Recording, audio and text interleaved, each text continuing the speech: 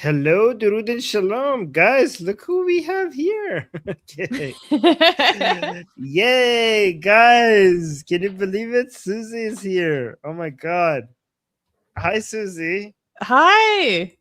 Hi, we missed you. This feels a little weird.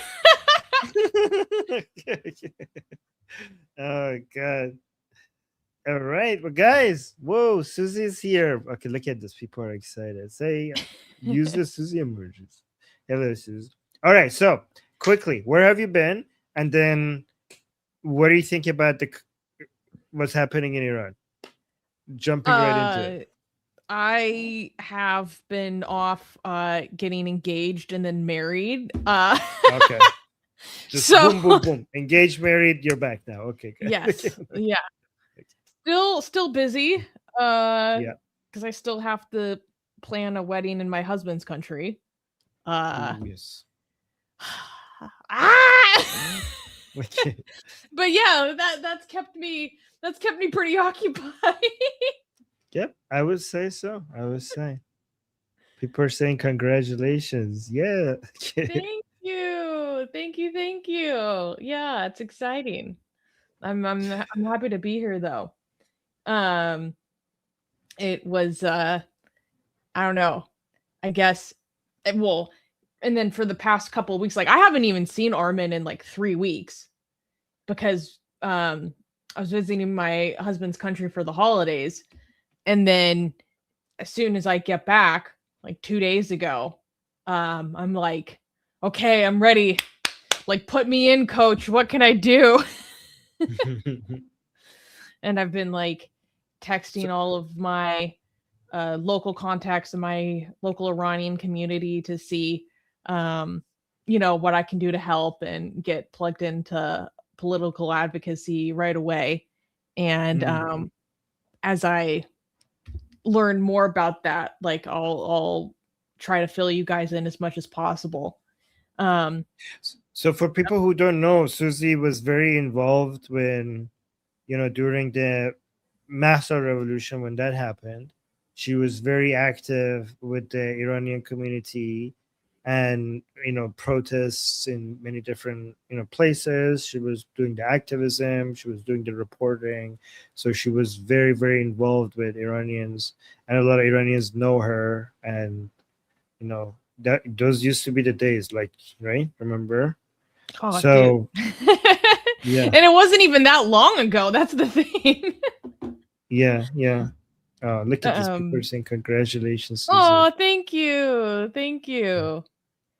Yeah, so then when all this stuff started to happen, I was like, okay, like duty calls, right? Man. Yeah. I mean, I don't even know if I've ever shown this on the channel, but like I got this Azadi tattoo like recently and like in March. And I don't know, I take that really seriously. Like if I'm gonna freaking tattoo Azadi like on my skin, like to me that's a commitment, And so when things happen, it's like, am I serious or is it time to show up? And it's obviously time to show up. Yeah. So what do you think about what's happening? What do you think about? Are you hopeful? I mean, did you ever expect this level of support for Prince Reza Pahlavi to become this apparent and to get to this level so fast? Oh my God. We went from a 0 to 100 all in like just a few days, didn't we? Well, it's especially crazy because like because I got really deeply involved during the Mahsa Amini uprising. And so, I've been following the trajectory since then. And it's been really interesting to see the evolution of things over time. Because during the Mahsa Women Life Freedom uprising, like this level of support did not exist. Like it was more controversial. Like it was a huge point of discussion and actually a huge source of infighting about what flag was even going to be shown. Do you remember all that? Like there was so much infighting about the flag. But to be fair, now we see that the infighting was not that big of, like it, the people on the other side were such a small fraction of the movement, but with a loud voice, and now that's apparent. Well, yeah, but I mean, Yeah. it just goes to show like how far we've come in that time. Like that was a big point of discussion at that time. Like that was a legitimate contention. I personally watched local advocacy and protest groups like get destroyed from internal bickering over stuff like that. You know, and I watched people get kicked out of these groups for being supporters of Reza Pahlavi. You know, like I watched a lot of the division like happen locally, like in front of me, and then I also watched it happen internationally. Right. And it's really funny to me because now I see some of those same people now fully on board. Like I'm not gonna Oh, really? The same people. Oh yeah. Okay. And I'm not gonna begrudge them, you know, their change of heart. You know, so many times in situations like these, people are like, oh my God, like, you know, I remember what you used to be like. You didn't used to say this, blah, blah, blah. You were stabbing people in the back over this before, blah, blah, blah. I'm like, I don't have, like, let's not be high schoolers. They're on board now. They're freaking on board now. Let's move the train forward. Choo choo, motherfuckers. Like, yeah. Yeah, like, okay, we can, it's just like, it's not important to pick a bone over that kind of thing. That's very mature. And also like seeing not only the diaspora come into its own in terms of very vocally supporting Reza Pahlavi is something I would not have expected at all 2 years ago.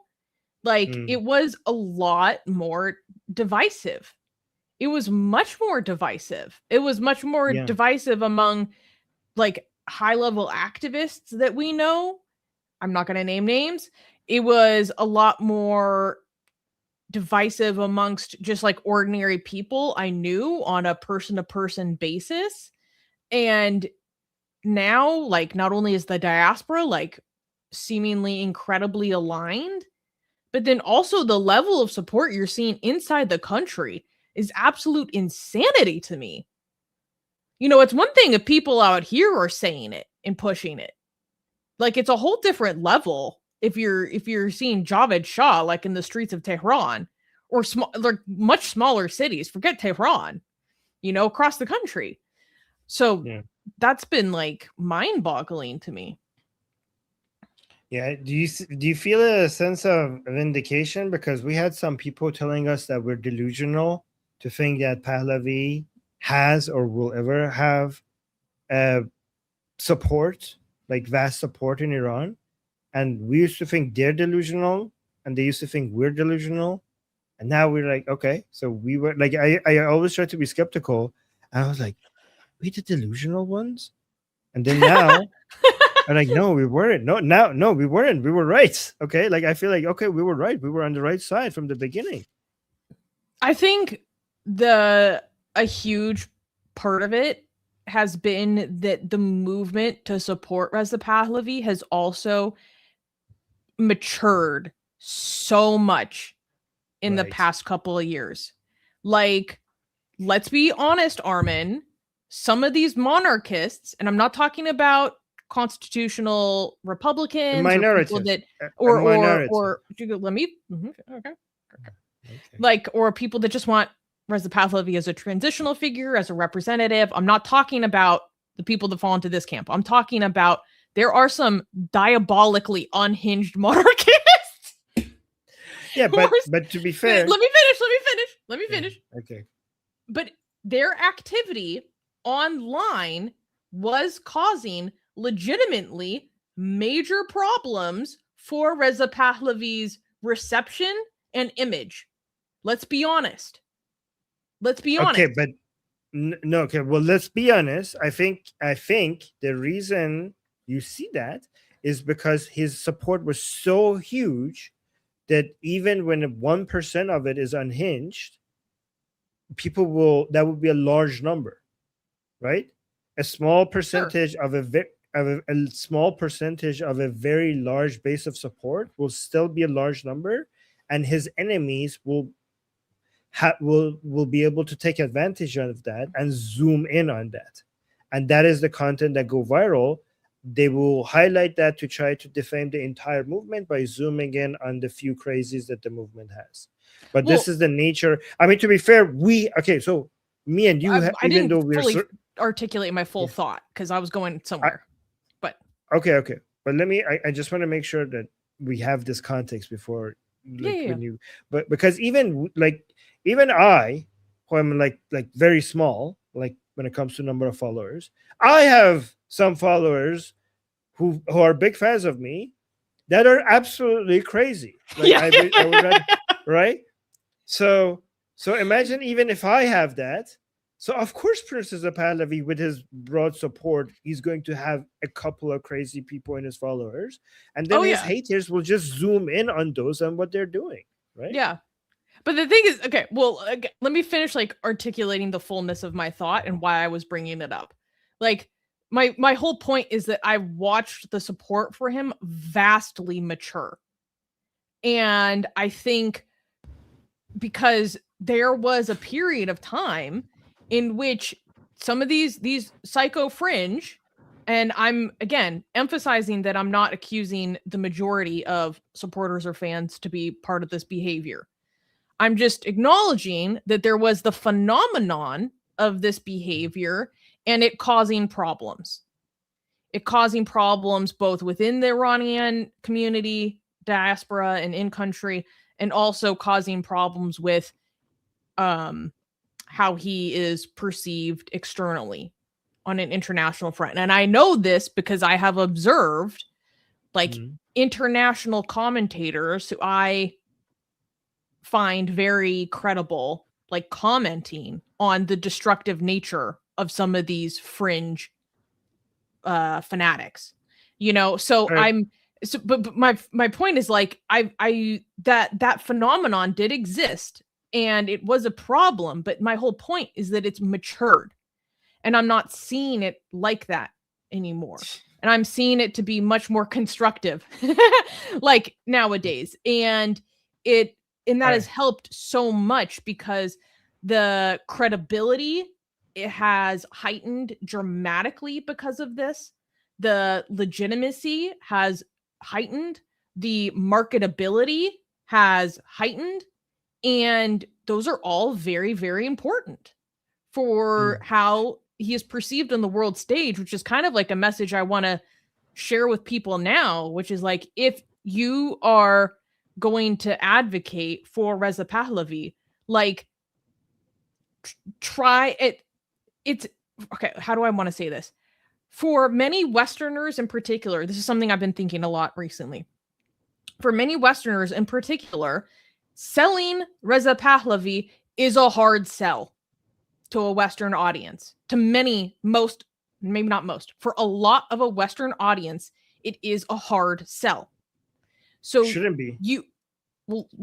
I think there's many different reasons why, but the perception that I get, and I can expound upon this, is that it's a hard sell. Actually, I think after this, I'm going to move into the revolution itself because go on. And so if you're going to be doing advocacy specifically along the lines of Pahlavi as a transitional figure, I really want to emphasize to people to conduct yourself in an exemplary way.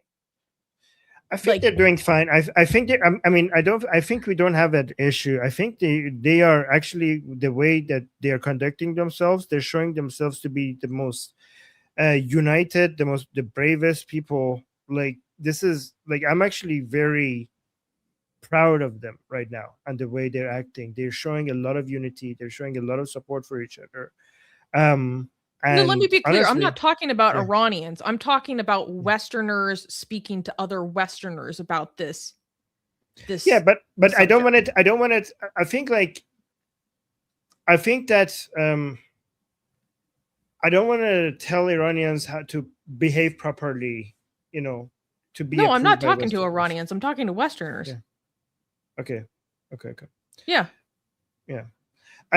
yeah, I also yeah, you're right, and I also want to basically my mentality is right now that if you're a Westerner that doesn't accept Reza Pahlavi, instead of being like, oh, but like I'm not going to try to come to you and sell this to you because by now if you haven't gotten it, then fuck you.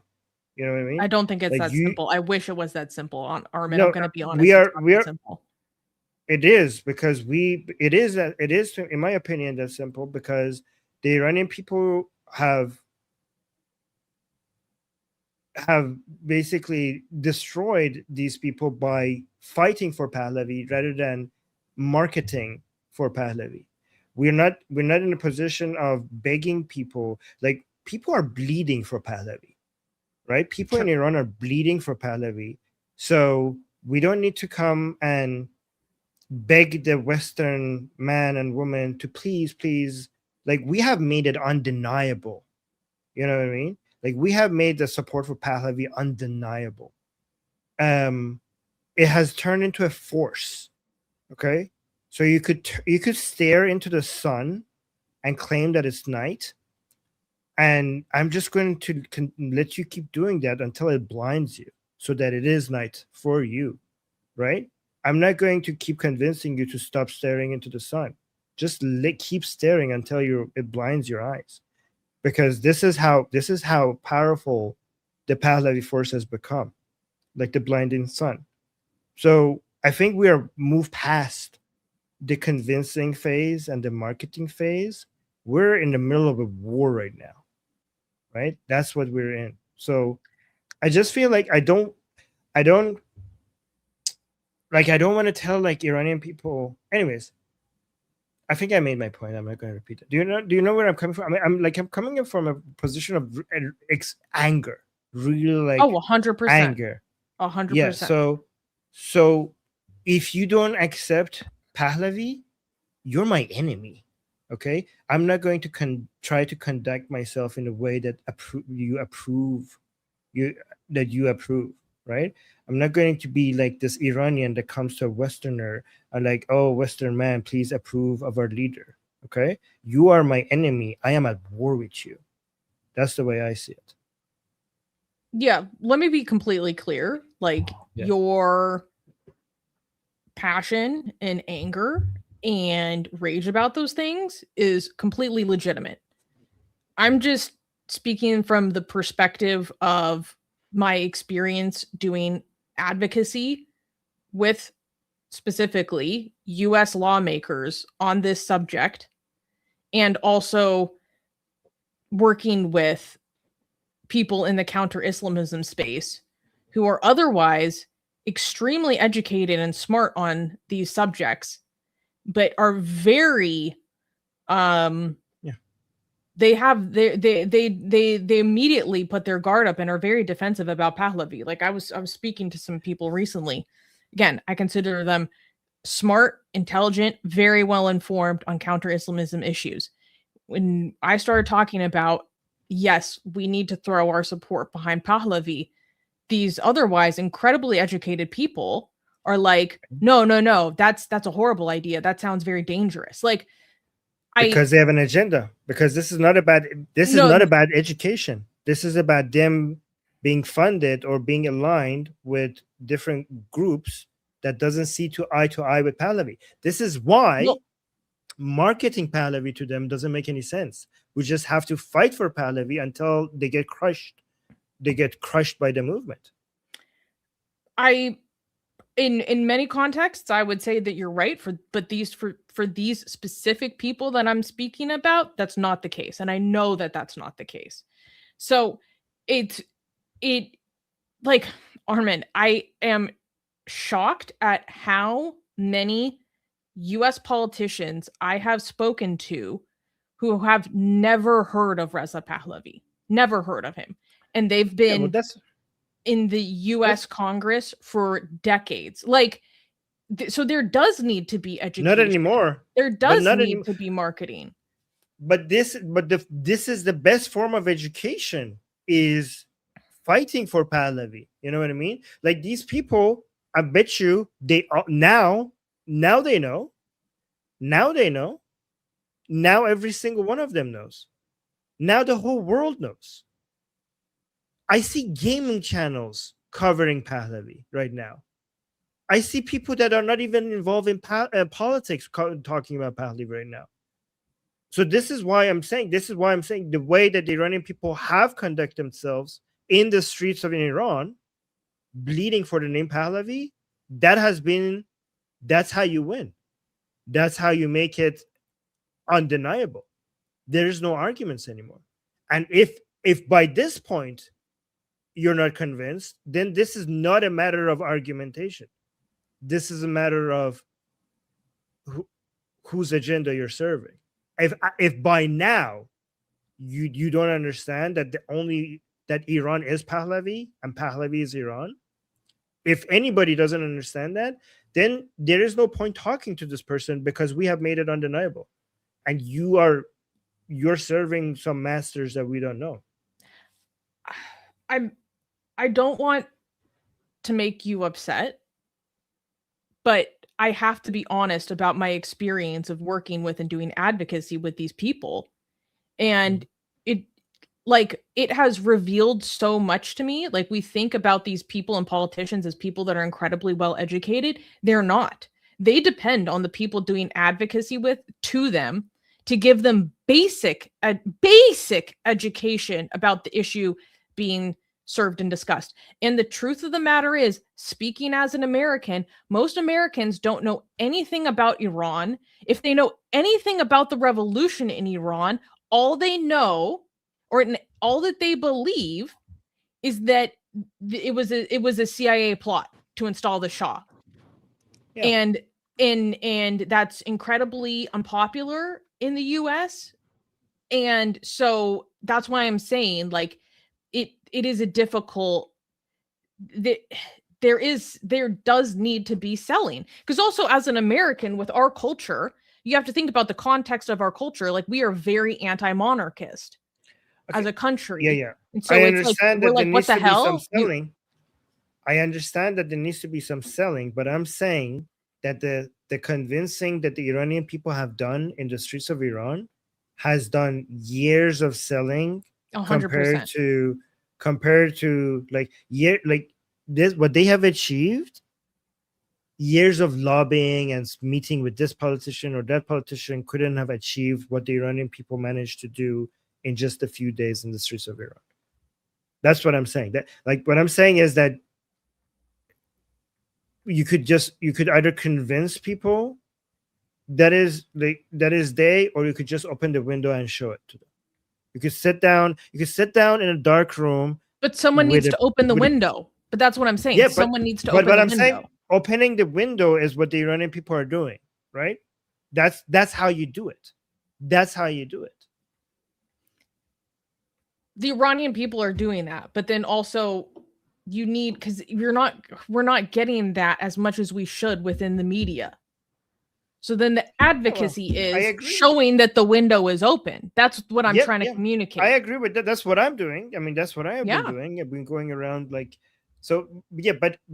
I'm not disagreeing with you. I'm just saying the attitude should be more open your fucking eyes, rather than, hey, please, please see things our way. Please, it's like, it's not charity. Okay, it's slapping people in their face to make them wake the fuck up. If you're talking to people in the West, that's the attitude that we need to have. Like, look, Armin, I'm completely on board, but you can't go talk to a congressman that way.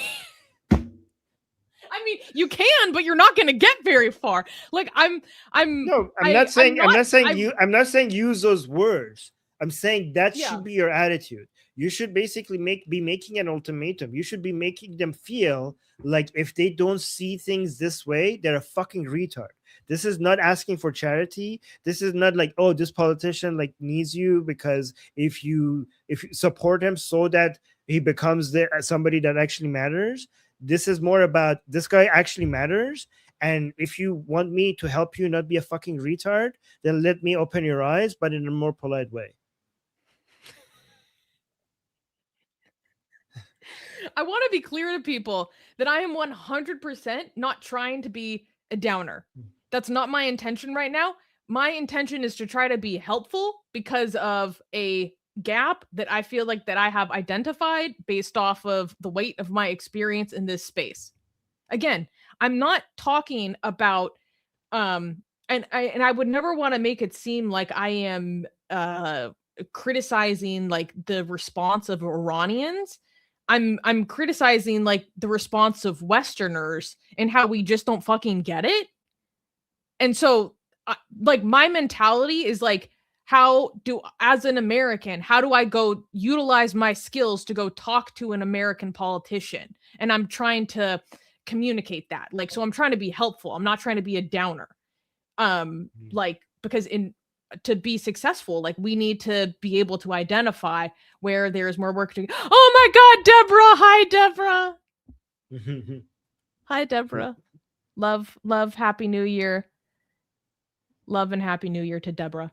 And Gasian American, my favorite patriot. Thank you, Gasian American. Yeah. So that was like a little bit of a diversion. But part of the reason why I'm bringing that up is because this is something that I want to work on, that I'm going to be like dialing in to try to bring more information back to this channel to discuss how to be most effective. Like, for example, I can tell you from the weight of my experience that the number one people that we need to be targeting for advocacy right now is the Democrats. We need to be targeting the Democrats because we need them to see that this is like a good faith thing. Like, okay, what do I mean by that? If we are not careful within the American sphere, speaking as an American, this will become so highly partisan that even if standing with Reza Pahlavi, taking intervention, kinetic intervention in Iran is the right thing to do, if there is not good advocacy on the blue side of the aisle, it won't matter if it's the right thing, because it'll just merely be seen as a partisan conservative cause and they won't touch it with a 10-foot pole. Because there's so many examples of this happening. We don't have, but the problem is that if you go for the Democrats, then Trump is not going to like it. And right now we're running out of time, right? And also we have the narrative right now is that Trump is not Obama and he's not Biden and he's not going to repeat their mistakes. That's the narrative that everyone is going with, including the prince himself, which is basically an anti-democrat position, right? Democratic Party position. And you might think that that's I know how Iranians feel about Democrats, okay? Justifiably so. Like the Iranians have been betrayed, but the Iranian people have been betrayed by the Democrats. I mean, even Bernie Sanders was out just recently posting about how the evil Shah was, put in place by the Americans just now in the middle of the revolution, where everybody in Iran is calling the name Pahlavi. Bernie Sanders made a post against the Shah, like in the middle of this revolution. Yeah. So it's really a hard ask to ask Iranian people to go and like, oh, please, Democrats. Like the Iranians hate the Democrats. So asking them to go after the Democrats right now is going to be met with a lot of resistance. But also it might not be good. Like you might think long term is good to basically cover both parties, but the revolution that we are in right now, like every second that we're losing is costing us, a lot of lives.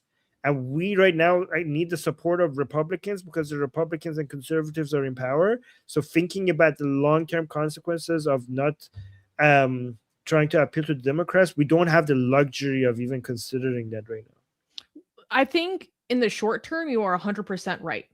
If we're talking about giving Pahlavi credibility and a narrative victory in the long term as a transitional figure and a semblance of a belief in his legitimacy this is going to be a very essential project.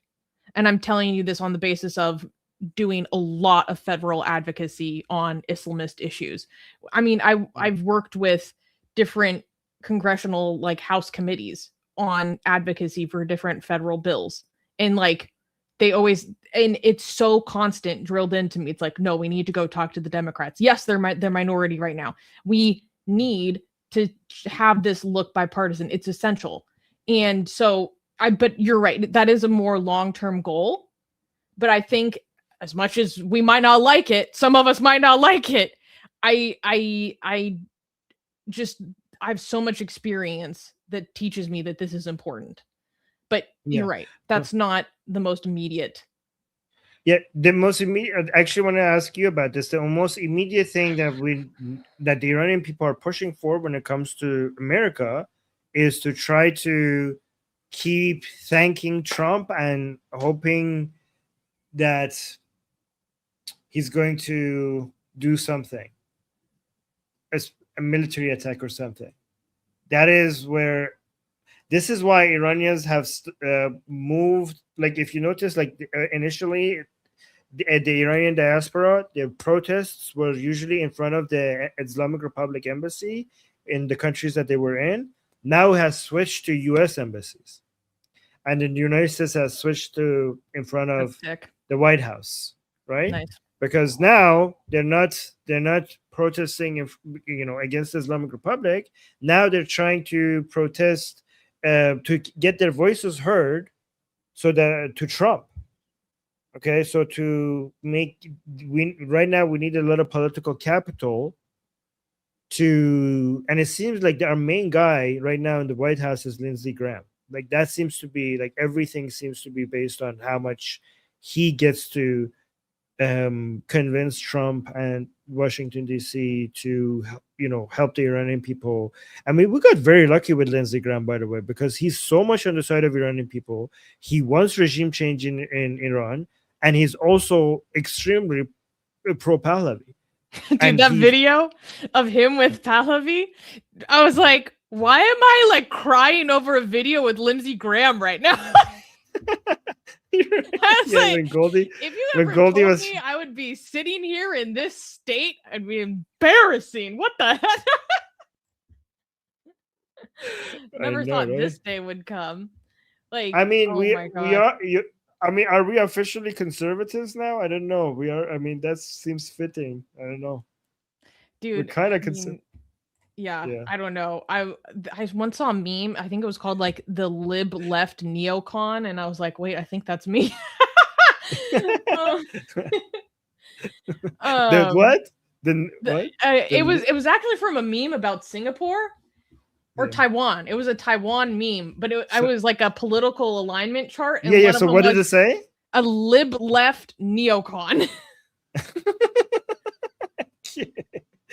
Yeah, neocon. I think I'm a neocon actually. People use it as a negative, but you're muted. Sorry, I messed up my own audio. Oh my God, there was something important I wanted to tell you. I don't. Okay, I think I feel kind of bad. I feel like I'm giving people a wrong impression about where I stand.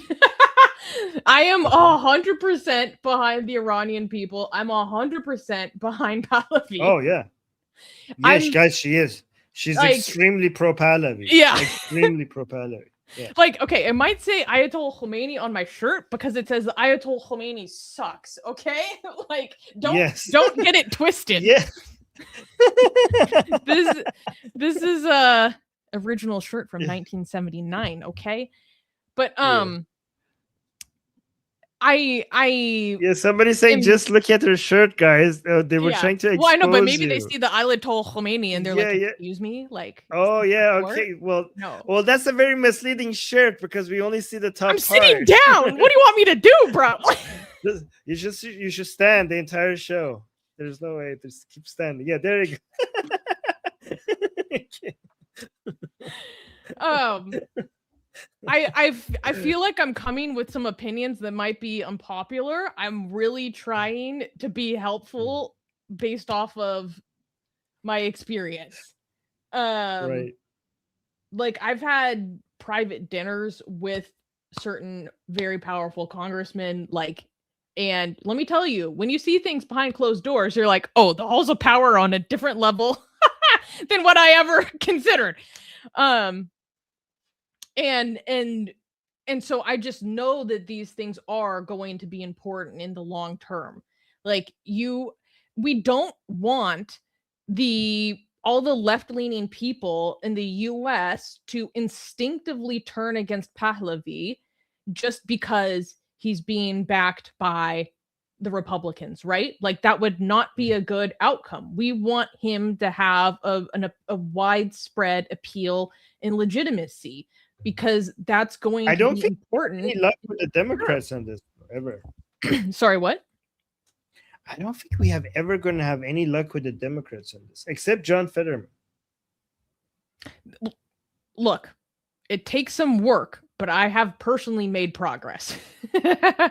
And it literally might take sitting them down and literally giving them a presentation about, what happened with the Shah and Mossadegh and whatever. Like, this is what I'm saying, Armin. Like, I know that you just want to scream at people and be like, if you're not with us, fuck you. But waterboarding might work. Having, and again, we have more immediate urgent things. Don't get me wrong. We are dealing with an emergency, but having the patience to do some of this tedious legwork does pay dividends. I'm talking successfully securing co-sponsorships on like bills to hold the Islamic Republic accountable. Like it sucks that it has to take all this tedious stuff. But let me tell you guys, like, activism is not sexy. Like, activism is boring as hell. Activism is like hounding legislative directors for meetings. It's very, very tedious. It is not sexy. This is just what it takes. I'm being honest. So what is the priority now as we're speaking? Because as we're speaking, blood is being spilled in the streets of Iran, right? So what do you think is, like, I know what my priority should be, okay? But what do you think if there are non-Iranians out there, right, who think that, okay, this is important, not just because they care about the Iranian people, but because the Iranian people are taking out the main enemy of the United States, okay? So, guys, this is why it's important for you guys to understand that we Iranians are not asking for charity. We're asking for you to realize that Iranians are paying the biggest price to take out your enemy. Okay. Mm-hmm. This is more of a cooperation rather than us like, oh, America, come save us. No, how about you save yourself? How about you come and help the Iranian people to save you for this evil that has been threatening you for the past 47 years? How about that? This is not charity. This is not begging for a handout. This is us making you see sense, stop giving in to progressives and Islamists that have infiltrated your government, that have values and agenda that is anti-American, and actually do something that is good for America, not just for Iran, but good for America, and support the Iranian people. I mean, they're at the edge of a cliff and they're pushing it off and they're paying the biggest price for it. How about here's the thing, the Iranian people, if they don't get support for this, they will forever remember that. Don't you want to have Iranians who would elect a government that is very pro-American? This is going, if America does not help out with this, a lot of Iranians are going to remember. They're going to have a bad taste in their mouth in regards to, like, even with Republicans going forward, right? I mean, this is a huge opportunity for the United States to have a government that is a major ally of the United States, next to Israel in the Middle East. So this is really good for America, and you're running out of time. Like, we are talking days. Like, the Iranian people are wondering, where is America right now? And every day that it goes by, they are feeling more and more abandoned. And it's TikTok, because every day that passes and more bodies pile up in the streets, more Iranians are going to think these are the people that didn't need to die if America got involved sooner. And again, I'm saying that when I'm not again, it's very important that everybody realizes that I'm not saying America needs to come save Iranian lives. I'm saying that if you make the cost to Iranians lower when it comes to changing the regime, then it's more likely that they're going to elect a government that is more pro-American. So this is for America. This is America first. I completely agree. Right? A lot of politicians have actually never heard this argument. Okay. So I just laid down the argument. Hell now yeah. People should go so now we got to people go deliver the message. That's all I'm saying. That's all I'm saying. But we need to make it like now. So what is the call? Like, what is the plan? Like, where, like, if you're an American and you're like, okay, yeah, I see, that makes sense, and I'm going to do something, what do you suggest they do? Well, I mean, okay, in my perfect world, we would have had strikes on Iran last night. Don't get me wrong. Not on Iran, specifically, you know, the Ayatollah, his cronies, etc. Avoiding as much civilian and infrastructural stuff as possible. But, okay, so, I mean, as an American, it looks, as a non-Iranian American, it looks bad if I'm talking to a Western politician saying we need strikes. They're like, who the fuck are you to say this? You know, it doesn't look good. So so what I'm doing is I am getting tapped into my local Iranian community post haste. Okay, now I'm lucky enough to have already built up a lot of these communities and relationships a couple years ago. So now that I'm back in the country, I can jump right in. Now, so if you're a Westerner, like, what I would do is just start looking for events with your Iranian community in your city. And sometimes you have to get creative. I'm really good at finding this stuff. Okay, so here are some of my tips. Go look up if there's a Persian market in your area, somewhere in your city, maybe the city close to you. Literally go to the Persian market. There will probably be posters telling you about the next rallies literally at the Persian market. At the baseline, you can go support their business, you know?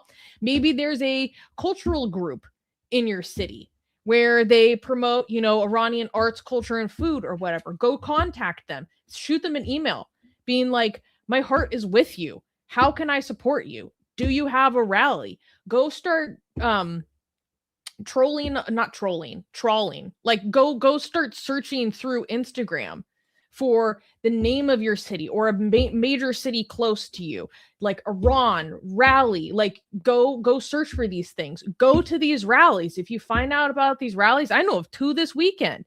Go there, talk to people, make friends. Let me tell you something, guys. For all the non-Iranians here, the mere presence of a non-Iranian at these rallies or meetings is like manna from the heavens for this community, because we all know, we all see, oh, I'm about to get emotional, how like the left and like has so badly betrayed this community, so badly abandoned this community.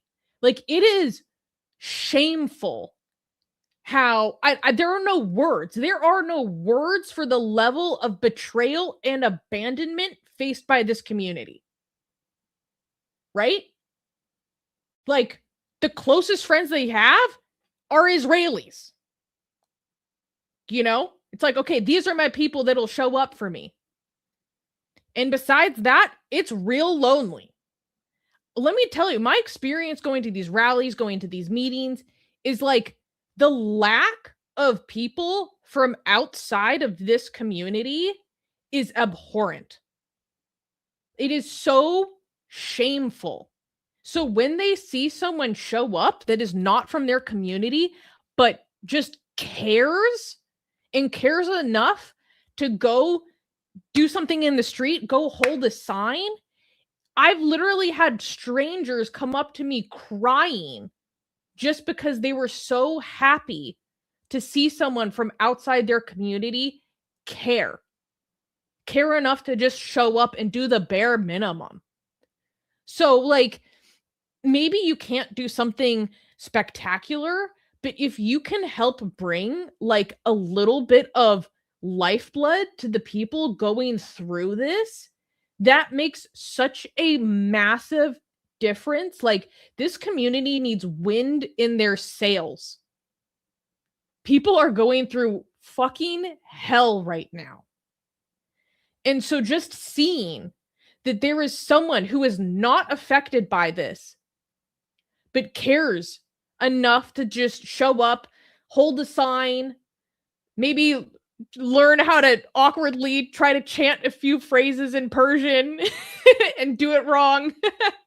Like, it is so moving to this community. Like, I cannot tell you the amount of times I was at these rallies and demonstrations, and people would come up to me and ask me if I'm Persian or ask me if I'm Iranian. It happens all the time because or maybe I was like half Persian, you know, one of my parents or something, because they are straight up not used to someone non-Iranian showing up. Like, so the only explanation that they had in their mind for why I was there is because I must be part Iranian. Like, that's how bad things are. They're like, look at how you showed up for the Palestinians, the hundreds of thousands in the streets. Where are you for us? It's so painful and it's so hurtful. So honestly, maybe you can't find a good rally or something. Like, what I'm going to do this weekend, just because it fits in with my plan to go to different demonstrations, I'm literally just going to show up at my closest Persian market and just go support their business. I'm going to like write them a letter and like show them that I care.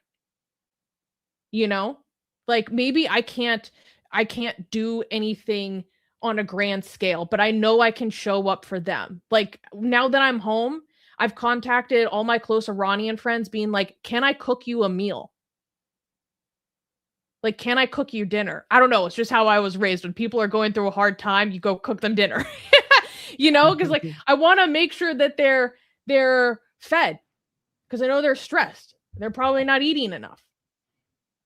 You know, like, if I was with Armin right now, I would cook him the spaghetti and meatball dish that I made that I know that he loves, okay? And Armin, I would cook you the unhealthy version, okay? Oh no, okay. With the full half a stick of butter and the sauce, okay? Because you deserve that extra fat, you know what I'm saying? But I think just like showing up makes such showing up makes such a big difference. So that's what I would really ask of people, because if you are able to find these local demonstrations and just put yourself out there and volunteer and be like, hi, I care. I want you to put me to work. How can I help? What can I take off of your hands? Will go such a long ways. And look at, okay, you know, Iranians can be a little bit of a proud people. Sometimes they don't, you know, they sometimes I've had to fight people to accept help. Let me put it that way. The Taroff, you know, it can be a little, you kind of have to push some buttons sometimes, but I mean, it's worth it because they want it and they need it. And like, sometimes, when people are experiencing this level of stress, like, it's difficult to tell people how to help. You know, like the idea of figuring out how to delegate a task to a stranger. Just to be clear, just a lot of people don't understand. She's not talking about helping she's talking about Iranians that in the diaspora, okay? Yeah. Because some people were saying like, oh, but we're talking about war and this is a revolution. Okay, but she's talking about the Iranians in America, like, that she couldn't help. That's what she's talking about right now. Yeah, because see the big picture. Like, you have to be able, like, all politics is local politics. Like, you have to be able to make these connections on your local level to be able to like be effective on a grander scale. Can I address somebody in the chat, because I really need to address this guy. So this guy, I'm sorry, okay? He's saying التماس میکنم یه لایو بذار ما داغونیم. So he's saying, I'm begging you, please put on a live stream. We're devastated because I haven't done a Persian live stream for a while. I will. He's saying like his niyaz there. He's saying it in chat. We need it.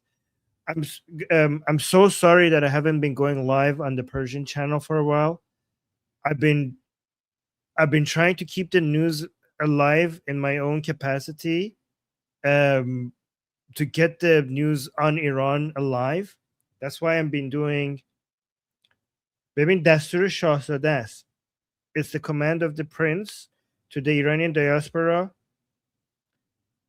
که اخبار رو زنده نگه داریم درباره ایران. That's why I'm doing this.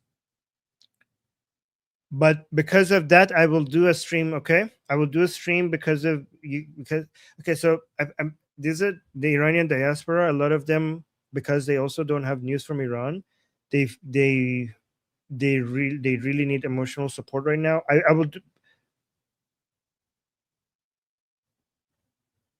He's saying, "Oh my God!" He's saying, "Oh, look at him." He's saying, Armin, من چی کار کنم تجمع دیگه نیست که نرفته باشم. Like, Armin, what should I do? There's not a single protest I haven't gone to. Armin, ما خیلی بدبختیم. Saying, Armin, we are so devastated. He's saying, دارم دیوونه میشم. I'm going mad. I will do a live stream for the Iranian diaspora. One reason why I'm not doing live stream is because most of my audience is inside Iran and they don't have access to internet anymore. So if I do a live stream, it's just going to be only a few Iranians showing up because it's going to be like my 10% of my audience, which is Iranian. But I will do it even if it's a few of you. I will do a live stream for you guys so that we could chit chat about what's happening. A lot of Iranians in diaspora, they feel like, there is this eagerness because they feel like they are the Iranian people inside Iran. They're paying the highest price, and they feel like a survivor's guilt that they're here and they are dying for freeing Iran. So they're just trying to figure out what else could we do. They're thinking like, am I doing it? Like, if they're dying, anything that we're doing here cannot be nearly as enough as what they're doing. So they're just like asking each other, like, what else can we do? What else can we do? Because they feel shame that their fellow, this is why they're so angry and they're so eager to go and shout to the world to please help the Iranian people, because they think if they don't do enough, they have betrayed their fellow Iranians that are dying every single second. So this is why the Iranians in the diaspora, they need to also be there for each other for emotional support, because a lot of them are going crazy over watching every day. Thousands of Iranians are dying and they don't know if they're doing enough. Okay, thank you for the big super chat. I just do need to correct that. Okay, so a secular Sakai saying Zan Zindagi Azadi, the back is back. The band is back. The band is Hi, back. Sakai, thank you for the super chat. Okay, thank you so much, Secular Sakai. Just say Javid Shah though instead of Zan Zindagi Azadi. Okay, we're not using that anymore. But thank you so much. So yes, from now on, we're the Javid Shah is what we're going with. We're not doing Zan Zindagi. Let me know if you want me to explain. And thank you so much, by the way. Thank you so much for the support. Missed you. But let me know if you want me to explain why we're dropping Zan Zindagi Azadi and we're going with Javid Shah. We'll just explain it briefly. Do you want me to do you guys want me to explain it or no? Okay. So Zan Zindagi Azadi has been used by feminists, like not the good, to like far left feminists, to try to make our national revolution into a leftist revolution. Yeah. And the Iranian people do not tolerate that. They cannot tolerate. The Iranian people, on average, hate the left. This is why they chant death to the three corruptions. Even during these rounds of protests, Iranian people were in the streets chanting death to the three corruptions. The leftists, the mullahs, the leftists, and the MEK, right? But even when we started chanting Zan Zindagi Azadi, even from the very first day, the Iranian people made sure that they add a second part to it, which was Mard Mihan Abadi.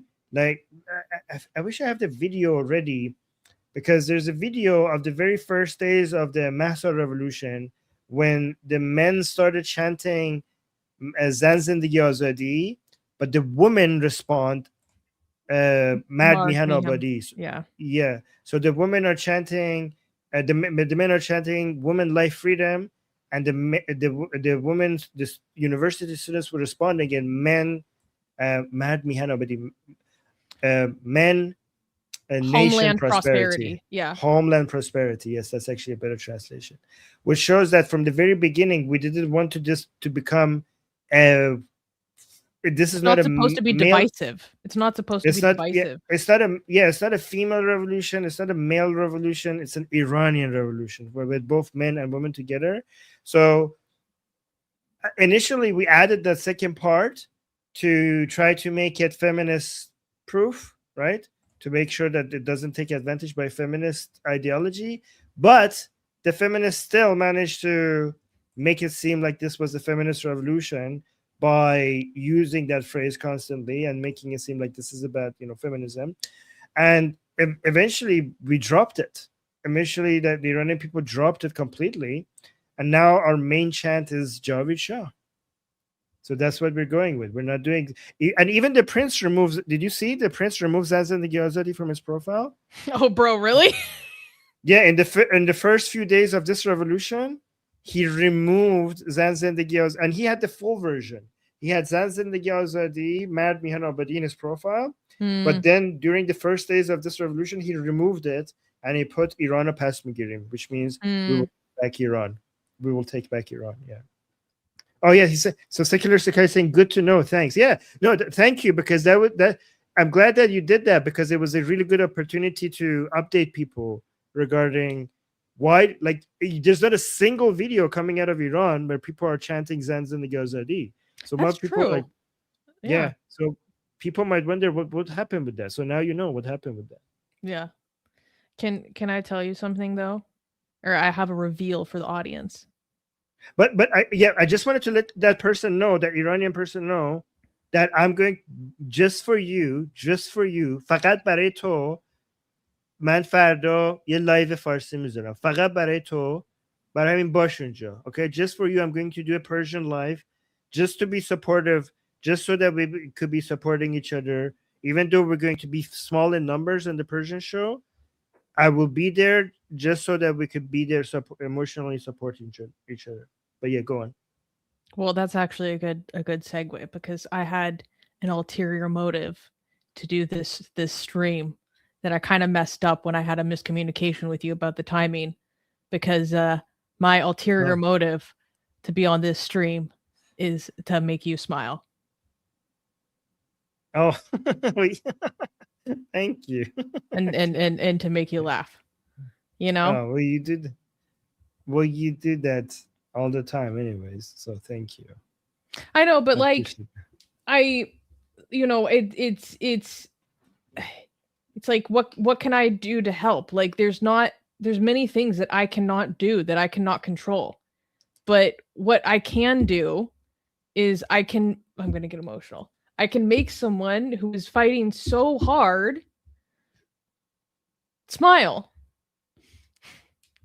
And I can make you laugh. Because I know that will help you keep going. Because you're giving so much of yourself right now. And I know you're like, it doesn't matter, I'll be fine. And you will be fine. You will be fine. But that doesn't mean that what's happening right now isn't really, really, really hard. You know? And you want to go give emotional support to your community. And I want to give emotional support to my friend. So that was my secret plan.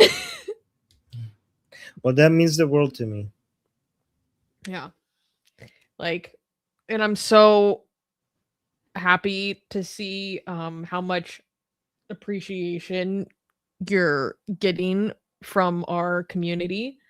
and like on your school, like how much the people in the school like admire you and want to lift you up.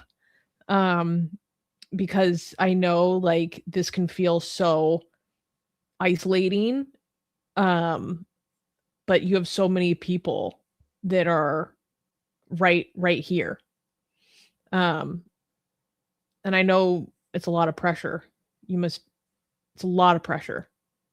But at the bare minimum, what I can do is say some stupid shit to make you laugh for a second and take your mind off of it. So I actually had a plan.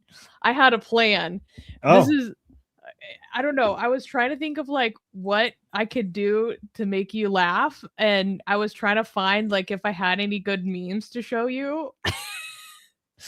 But I couldn't find any good memes. So my other plan is to share some silly photos of myself with you. Like I'll expose myself in an embarrassing way in an attempt to oh make you wow. smile. Oh, guys, this is gonna be good. Okay, so I might regret this, but if I get a good laugh out of you, it'll be worth it.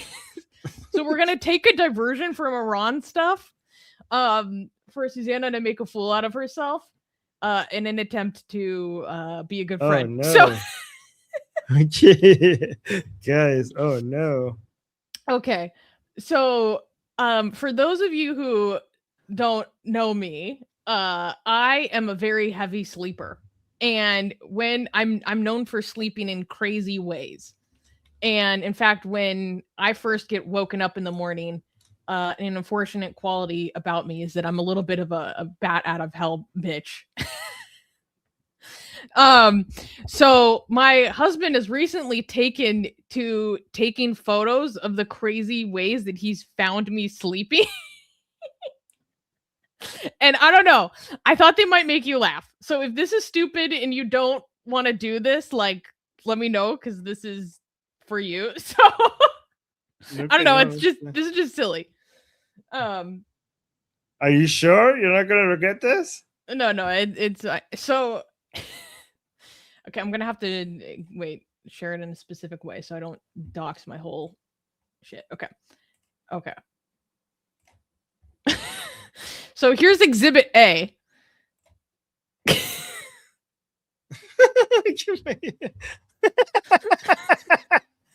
Hey, you look like that thing next to you. Okay. Yeah, it's a capybara Okay. with a toast on its neck. Oh. Okay. And the That's name of my awesome. capybara is my son. Okay. You look His like a full burrito. name is my son. Because My my son, capybara is okay. my son. He's my son. Okay. Okay. So that's Exhibit A. Okay. This is good. This is really stupid, okay? It's good. Here is another exhibit of embarrassment for your viewing pleasure, okay? Again, I get caught in embarrassing scenarios. Okay. Okay. Okay. Okay. That's who's that? Well, this is Daddy Panda. Okay. Daddy Panda. Okay. Inherited from my grandparents, literally. But then I also have this. This is an axolotl. That's how you pronounce it, right? Mhm. That like little salamander thing, and its name is Nazi because it's cute. Naz. Nazi. Okay. Nazi in Persian means cute, guys. Yes. Okay. And then okay, wait. Okay, I have another. Heavy Critical is saying Susie has a formidable plushie collection. Oh, you girl, you have no idea. Okay. This is me caught napping when I'm not supposed to be napping. With that's cute. The ASMR. With my ASMR. And then yeah, my final one is my last exhibit of my sleepy Susanna embarrassment for your enjoyment is this. Oh, that's adorable. I don't know how Aw. I end up in these positions. He's literally caught me like sleeping horizontally before. He's like, That's "How did actually you get adorable. here?" Okay. That was adorable. That's so sweet. I like that. Did that make you smile? Yes, it did. Okay. It's cute. Good. Yeah. Good. That then my low Mission level mission accomplished. has been accomplished. Put that on aircraft carrier, mission accomplished. People are saying you're so sweet in the chat. Look, I'm trying. Your audio. I also have like an anti regime song that I thought you might like. I think Goldie might like this song because Ooh, it's a little violent. It's violent? Okay. Yeah. So, but I just want to check. Are you like worried about copyright or whatever? I don't know if it's copywritten. It's fine. Let's just go. Yeah. And after that, let's respond to some of the the super chat. Yeah. Okay. Yeah. So this song came out about 2 years ago, but it's just so good. So let me get this ready. Okay. So the song starts out one way and you like think that it's about one thing and then it's about a different thing. Okay.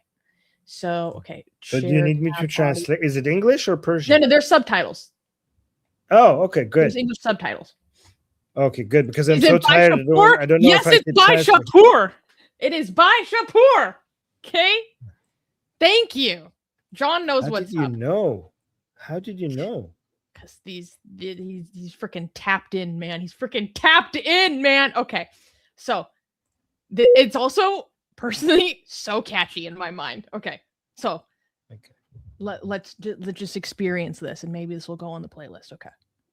Okay, let me see if this I understand it properly. It started like it's a love song, but then it ended up being a song about revenge, a political song about coming to Tehran and killing the people, killing regime people. So guys, right? Correct? I got it right. So it seems the song starts as if somebody wants to come to Tehran because his lover is in Tehran and he wants to meet his lover. But as you go through the song, then you realize, no, the person that he wants to meet in Tehran is the regime officials. And the reason why he wants to meet them is because he wants to murder them. So he's saying, like, this is an Iranian outside of Iran, I'm assuming. Mm-hmm, yeah. And he wants to go back to Iran, to Tehran, to get his hands on regime officials to murder them. Right? Yep. Yeah. But at first it sounds like a romantic song between that a boy is telling a girl that I'm going to come to Tehran, I'm going to visit you. But then you realize, like, oh no, this is something else. Yeah. Oh, that took a turn. yeah. Right. No, that's the same rapper that did the Marg Kule Nizam song. Mm-hmm. That was famous. We need to put that back in circulation. No, that's a good one. No. Guys, you can see the sense of rage the Iranian people feel. Yeah. Yep. All right. There's so many others that are like this, but I couldn't find versions with them that featured an English translation, so I didn't show it. But we have so many super chats that we should do. Yeah, let's go through them, but let's go through them quickly because I need to get some sleep. Yeah. Yes, you do. Well, first of all, long before we started, Battle Gnome became a YouTube member, and so did Claim the Destiny. Thank you so much for supporting the channel. That's super important right now. We really appreciate it. John said, hey guys, just dropping in. Thank you for the super chat. Big idea is regime is the chaos. Populist perspective would be to show how bad regimists in the diaspora are. Cough. Happy New Year. Thank you. Yeah, that's getting into like diaspora internal politics is like complicated for outsiders. Like if you start going down the Nyack wormhole, they're going to be like, are you a conspiracy theorist? So I think just pushing for Reza Pahlavi and becoming really educated on the talking points against the misinformation about him and being able to answer those questions is the most important in my mind. Right, 2 points. First 2 points. Let's go through them faster. And also, I want to answer like the Persian people in the chat who are keep wondering what we can do as the Iranians in the diaspora. Just tune into my Persian stream. We will talk about it there. Like it seems like Susie, it seems like they are going through a lot, trying to figure out what they can do. Some of them are talking about some really extreme measures. Guys, let's just we will go. بچه‌ها فردا یه لایو میذارم باشید اونجا با بعدش هم بریم دیسکورد میشینیم دور هم درباره این موضوع صحبت میکنیم. اوکی؟ فردا یه لایو میذارم دربارش صحبت میکنیم بعدم پا میشیم میریم تو دیسکورد درباره این موضوع صحبت میکنیم. Alright. Cool. Nishambe Neshama said, you're both right. You'll reach different people in different ways. Good to have Susie back. Oh, well, thank you. And thank you for the super chat. I always love your angry Thomas the Tank Engine. Yeah, I think what I was saying earlier in the stream is like, because again, I have the mentality as a non-Iranian American speaking to other non-Iranian Americans. That's what I know. That's what I know well. And so I'm like, trying to think about how to be effective in that space. Fade Jean, I don't know how to pronounce that, said good unpacking. Thank you. And thank you for the super chat. Zach gave a super chat saying, call me an Islamist, have been allies for years. We are seeing the exact same alliance being alive and well in the United States. So to say that we can get Democrats on board is asinine.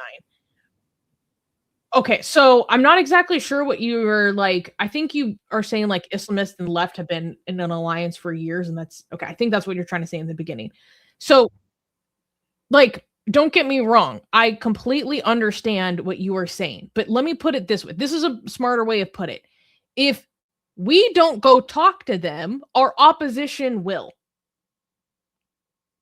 If we don't go talk to them, our opposition will. And so is it better to leave that all to like Nyack and their group? Like, no, I'm not saying that this is our path to like the promised land. But I'm saying if we don't, again, this is a more long-term thing. Don't get me wrong. This is a long-term thing. But if people aligned with our values don't try, our enemies will. That's my whole argument. I should have said that from the beginning. And we can't, like, look, these are people who are in the halls of power. Like, do you want to be in the ear of another person in a position of power, or are you going to completely ignore it just because you might not like it? Like, it's smarter to still be in their ear. You know what I'm saying? Nothing but good stuff. Thank you for the big super chat saying Dems always claim they respect Muslims' wishes to wear the hijab. So why don't they listen when Iranians say they want Reza Pahlavi and reject Islam, believe all women? Anyway, I agree with Susie. It's because it's politically inconvenient. It doesn't fit their narrative. It doesn't fit their value framework. Yeah. And it was there's a very famous Iranian cartoonist who made a post the other day, basically doing a caricature of this, of like people going free Palestine, fuck Trump, and completely ignoring like a woman like getting the shit beaten out of her like behind them. And in the caption, he had something like, do you have to have these people, I'm paraphrasing, like perfectly aligned with your values for you to care? Like, do you, and I was like, and I commented, I was like, let's be honest about these types of people. Yes. The answer is yes. So I don't know. I think you replied to this, right? Yep, I did. John said there was a revolutionary rally in Boston. I feel bad I missed. Well, let me tell you something. At least, in many major cities, these rallies are happening damn near every weekend. So if you missed one, if you look, you can probably find another. Sassanid just became a new member. Thank you so much for the membership. Clementine gave almost 20 shekels. Thank you. Saying, why do y'all think Israel isn't doing anything? I'm Israeli and I'm very disappointed in the lack of action from Israel. I think they need time to prepare. Yeah, and I also think they need green light from America. Yeah. But I think it's a combination of like needing time to prepare and get everything in a row. Stavros Forever just became a YouTube member. Thank you, Stavi. Liberum gave a super chat saying, my family was also a victim of communism in Italy. My grandfather died in exile. Today, all Iranians are my brothers. I'm with you until the end. Let's go, Bella Ciao. That's what I'm talking about. Okay? Hell yeah. Thank you for your support. That's so important. Okay. این آخرین نبرد پهلوی برمیگرده. This is the final battle. Pahlavi will return. Hell Thank you. Uncle Coping. Oh, that's such a funny name. What? He's saying please link your Persian channel for some I know. Okay, here the link is in the chat, and I think the link is also in the description. Should be, at least. We could check. Yeah. Nasserine Ismaili is saying Iranians are fighting for their freedom. They are fighting for our freedom because no one is free until we are all free. Javed Shah. This is Boof. Yes. Because there's something I always say is that for me personally, and for people that know kind of my story and how I got involved with AR, like this, but I always say Iranians taught me the meaning of freedom. Iranians taught me the meaning of freedom. So that's why I always show up, and I show up hard. Susie, we have a problem. Yes. The super chats are growing faster than we're going through them. So by this rate, we're going to be here forever. So it's a good problem to have. Okay, we can. Can you read this, Armin? Oh, okay. Hold on. This needs to go away. Why is this? Okay. ایرانیای آمریکا باید برین کاخ سفید اعتصاب غذا کنن. من میخوام خودم. Oh shit. This person wants to go in front of the White House and end his life to bring attention to the revolution in Iran. He wants to burn himself in front of the White House. Hey, dude. Hey, here, let's come. We'll talk. Tell him in person that it's a ببین بیا فردا با هم صحبت میکنیم. راههای بهتری وجود داره. این جواب عکس میده. این باعث میشه که فکر کنن ما تروریست و وحشی و این چیزا هستیم. این جواب عکس میده. فکر میکنن اینا دیوونن. این کارو نکنی یا فکر میکنن ببین میگه من اروپا زندگی میکنم. ببین این کارو بکنی فکر میکنن ما یه مش اسلامگرای تروریست وحشی هستیم. میگن بابا اینا هم دیوونن. برای انقلابمون ضرر داره. جواب عکس میده. He's talking to me in the chat. He's saying, Armin, what? این کارو بکنی آره فکر میکنم اگه این کار رو بکنی فکر میکنن ما مثلا یه سری آدمای دیوونه وحشی هستیم که میریم کارهای رادیکال میکنیم. نه اگه کلا این کار آدم نرمال نیست، این کار آدم عجیب غریبه. فکر میکنن که اینا پس همشون مثل همن، اینا همشون آدمای عجیب غریبه. کار نرمالی نیست. جواب عکس میده. کسایی که دارن از زمان حمایت میکنن دیگه حمایت نمیکنن چون فکر میکنن که ما دیوونه ایم. اوکی نکنین این کارو. میدونم 1000 نفر کشتن ولی این جواب نمیده. این باعث ببین برای غربی‌ها داستانه تک تک آدما مهمه. اینکه تعداد بزرگ زیادی بهشون بدی برای همه دنیا البته اینجوریه. خب میخوای کاری بکنی بیا با هم صحبت میکنیم. باید صداشون باشیم. اگه نباشیم نمیتونیم صداشون باشیم. جواب نمیده این کارت. بهت قول میدم این جواب عکس میده. قول میدم بهت این جواب عکس میده. ببین به آزادی ایران انقدر نزدیکیم، بذار باش که ببینی آزادی رو.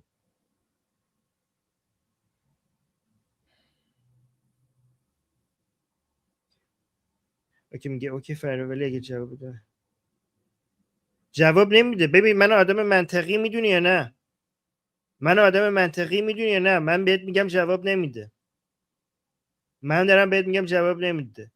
فردا هم بیا لایو ببین بهم ایمیل نه خیر ببین خب میگه که من میگه نوشته اگه آمریکا حمله نکنه من این کارو میکنم. خب بیخود به ضرر ما داری خیانت میکنی به مردمی که توی ایران هستن.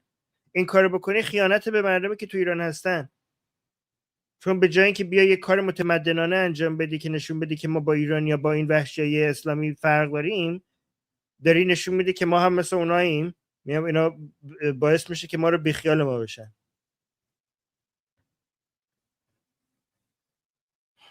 ایمیلم ببین بهم ایمیل بزن. My email is armin.navabi@gmail.com armin.navabi@gmail.com اوکی.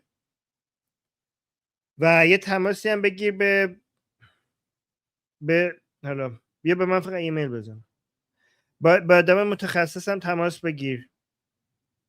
اگه احساس اضطراب و افسردگی داری میکنی یه زنگ بزن به سویساید هاتلاین، ولی یه ایمیل هم به من بزن. اوکی let's go. Okay. Okay, Sam is saying it's so good to see you together again. Thank you, Sam. Javed Shah.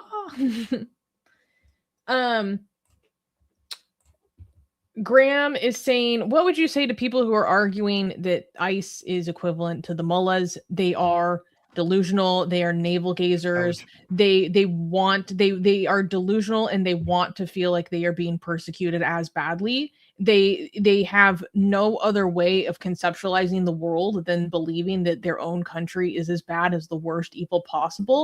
It's just narcissistic. They're narcissists. Let me tell you, I mean, actually, I don't know that. I will just say that I have friends in Iran who laugh at Americans who think that they have police brutality. I'm not saying that we don't have police brutality, but they're like, you guys are a fucking joke. Like it's delusionally narcissistic. It's so delusionally narcissistic. It's disgusting. It's just disgusting. They're unhinged. They're untethered from reality. Like I don't even know how to communicate with someone like that besides being like, you are disgusting and you're taking away from the extreme suffering of other people. Like it's just insane. So also yeah, go ahead. I would remind them that I'm pro ICE and I think they're doing a great service and I salute every single one of them. Yeah, I would tell them like I would say thank ICE for their service, and also I would just point and laugh. I think that somebody who argues that is, I mean, even if they're not too far gone, they're too far gone for me, and I'm not going to waste my time. I will just point and laugh, and I say that I hope they die in their rage, watching ICE do their job. Well. So, Hungry Goat is asking, Armin, how do you argue against people who say the Shah is terrible because he was installed by the Americans? All the best, Susie. Good to see you. Oh, thank you. And thank you for the super chat.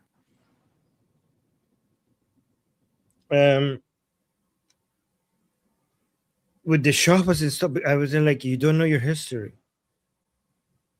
The Shah was not installed by the US. The Shah was already in power when Mossadegh was trying to do a coup against him. The Shah was already in power. Mossadegh tried to do a coup against him. He was unsuccessful. The Shah, the constitution of Iran at the time, gave the Shah every right to remove Mossadegh from power. Mossadegh was refusing the Shah's order. And the Americans didn't even help that much. The Americans were giving up. The Americans thought Mossadegh is winning. The Americans only had like a handful of agents inside Iran, and they didn't have any military equipment or anything else. They just had a few typewriters. They were just there just to send reports to Washington. They didn't, and the last messages that were coming out from Westerners, from the British and Americans from Tehran, was like, Mossadegh has won. We need to basically accept Mossadegh as the new ruler. And then the final messages that came out was the surprise by the Americans that the pro-Shah people came into the streets and everything turned in favor of the Shah. So the messages that, if you actually look at the messages that shows that the Americans were surprised, makes it very clear that the Americans weren't planning for the Shah to come back, because they didn't expect this to happen. All of a sudden, things turned in favor. A lot of people think like the people who came into the streets to support the Shah, it was like a CIA operation. It wasn't. They didn't expect this. They were shocked. They're like, what the hell happened? We thought Mossadegh had won. All of a sudden, the streets were filled with pro-Shah people, and that was enough to remove Mossadegh from power. And the Shah managed to enforce the rule of law based on the powers that were given to him in the Constitution. So first, it wasn't American. It wasn't American. The return of the Shah was not American. And remember, when they said it was installed by the Shah, it assumes like he wasn't there. He was already there. He was kicked out by Mossadegh, and then he managed to come back. So is the Shah coming back home? And also remember, a coup needs to be illegal, and it needs to be from the bottom up. So based on both of those criteria, Mossadegh was doing the coup, not the Shah, because based on the constitution, based on the constitution of Iran at that time, the Shah was above the prime minister, which was Mossadegh, and also what Mossadegh was doing was violating the constitution, and what the Shah was doing didn't. So Mossadegh was doing the coup and not the Shah. Also, he wasn't a terrible person. He was the person that was constantly trying to improve education, improve healthcare, improve industry, improve technology, everything. He was always obsessed with improving Iranian people's literacy, lives. The status of women. Yeah, he did the white revolution. He land reforms. He gave the woman the right to vote ahead of Switzerland, even, right? So even some European countries, women didn't have the right to vote. When he gave the woman the right to vote, every day he woke up, he was checking if it rains or not, because he was so concerned about the farmers. He's a person that went to the farthest villages in Iran, sit in classes, watching teachers teach, just to make sure that even in the farthest villages, the quality of the education is basically meets the standards that he wants. The person that shot him, tried to kill him, he forgave him. He set him free, even though his general told him that you should be executing him. He was the person that was always on the phone fighting with Savak, trying to get certain prisoners freed. And Savak would respond to him that, Your Highness, we don't have the authority to free these prisoners. And he was fighting with them on the phone. He's the person that really wanted to make Iran a full democracy, complete democracy. He got Savak to do a report to see if Iran is ready for full democracy. And Savak came with a report that showed that if you make it completely free, the communists are going to take over. And he got so angry with Savak, and he accused them of trying to keep him trying to turn him into a dictator. He was angry with them. That's why he eventually got rid of Savak, right? And that's why he left, because he didn't want the streets to be filled with blood. Yeah, I was gonna get to that. He was a he person said that the king should be the last person to leave the country, but I don't want the streets to be filled with blood. Yep. So when the Islamic Revolution of 1979 happened, he his generals told him that they could easily end this revolution. They said it's easy. We could easily end this revolution. Just give us the command. And he said that if I have to rule by spilling the blood of Iranians, then I'd rather rule not at all. So he decided to leave and not remain in power, even though he so easily could have, because he didn't want to spill Iranian blood. Yeah. He was also working really hard to like market Iran to the rest of the world. Yes. And he, yeah, but Armin has also done like long form streams about this subject and a lot of the misinformation. So I know that those are on the channel, and I know that you also did one of them with David Wood. So if you want like more detail, I would look there. Also, the Shah was stylish as hell. I'm not gonna lie. Yes. Oh, one last thing. I'm like, damn, that's a flex. Like, his wife was obsessed with lifting Iranian women.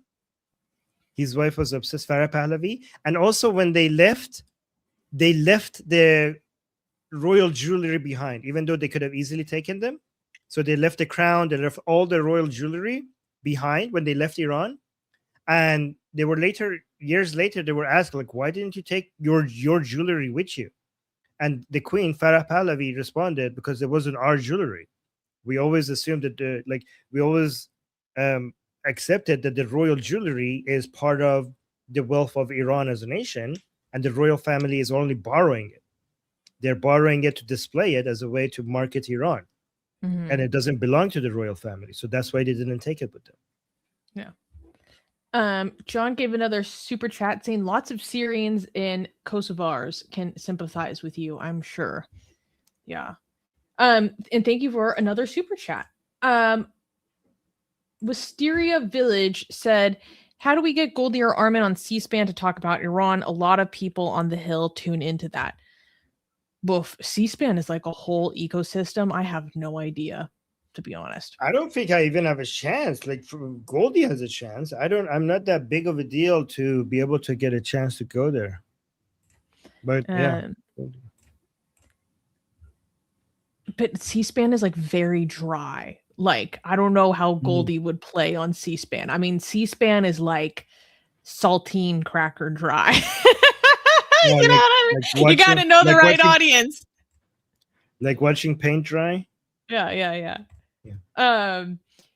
Sam gave a super chat saying, what you guys are doing is working. I live in the US and I've never done this before, but I contacted my senator to push for help for Iran. You're convincing people by showing them what's happening. Thank you, Sam. Thank you for the super chat. That's really generous. And thank you for telling us that, because like this is the wind in our sails that we need to keep going, especially Armin. So like that means a lot. Thank you so much. And thank you for contacting your representatives, because I know it's oftentimes like weird and awkward, but it means a lot to us. Thank you. Yeah. So that was we made it through our super chats. Thank you for supporting everyone. Yeah. Fantastic. Okay. Are you gonna go get some sleep, please? Okay, if Goldie is on, I'm gonna have to see if I have to. I can't join her. I don't want to leave her alone. Oh my God, we got 2 super chats, guys. No more super chats. I don't need to go. John is saying no. C-SPAN's great. Think elderly boomers and me. Thanks for the super chat, John. And Max said, hey, Armin, long time no see. I'm just tuning in. Were people able to get any videos or info out of Iran? Can you summarize the current situation? Glory to Iranians. So we've gotten a new flood of videos coming out today. That's for sure. The current situation is dire. And all right. We need international action yesterday. All right, guys, I really want to go sleep, but Goldie is on and I don't want to leave her by herself. So I'm going to go see if she needs me. And then if not, then I'll go sleep. All right, guys. We need you sleeping so that you can continue. So Oh, Goldie was cursing you jokingly about 30 minutes ago. Really? What did she say? Oh my god. Okay, I have to go. I don't want to leave her by herself. She needs my help, I think. I don't want to, like, sometimes she needs to take a break, like go eat or rest or something, and if I'm not there, that would make it difficult. So, let me go see if she needs me to like take over a little bit. But I'm going to go convince her to sleep actually. yeah, you too, bro. What the hell? Yeah, okay. let me go. Okay. All right, guys. Guys, tell Susie that you really appreciate her back, so that encourages her to come more often. So please say thank you to Susie for being here, because we missed her. This is so great. I really missed our streams together. Did you have fun?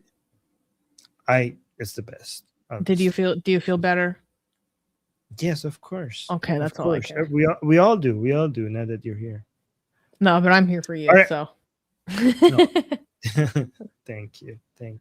All right, guys. I'm gonna end the stream. So I'm Israel Chai, Javicha, and see you on the other side. Okay. All right. Bye.